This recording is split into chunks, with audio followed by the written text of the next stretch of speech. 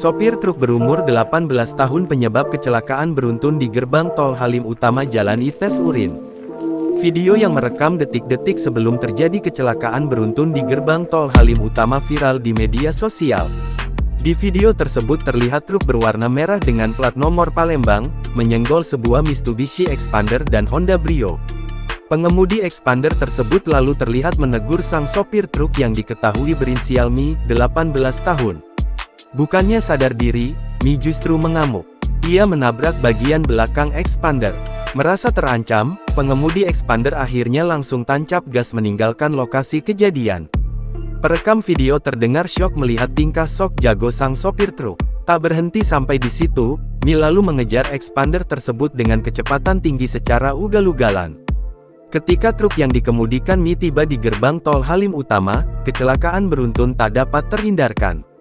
Truk lanjut mengebut masuk gardu 3 dan menabrak mobil Isuzu pickup Z8445AH sampai terpental ke gardu 5, tutur Direktur Lalu Lintas Polda Metro Jaya Kombes Latif Usman.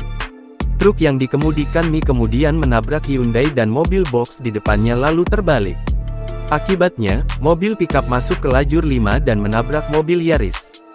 Setidaknya, ada 7 kendaraan yang terlibat dalam insiden tersebut. Ini informasi awal mudah-mudahan tidak sampai dengan korban jiwa. Hanya mengalami sehingga korban jiwa meninggal sampai sekarang. Tapi kita masih menginventarisasi, masih menunggu laporan daripada rumah sakit.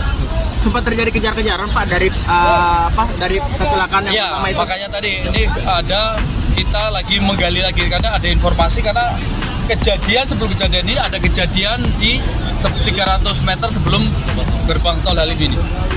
Itu makanya truk ini yang dikemudikan ini memang menerobos dalam artian dengan kecepatan tinggi sehingga menghantam kendaraan yang sedang antri di tol Halim. Nantinya akan dites urin atau seperti Iya, tentunya. Dengan lihat situasi itu akan kita lakukan tes urin. Sudah kita amankan.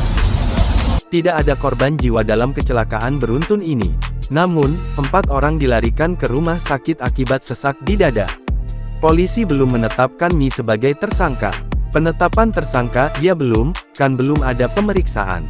Harus ada proses dulu, kata Latif.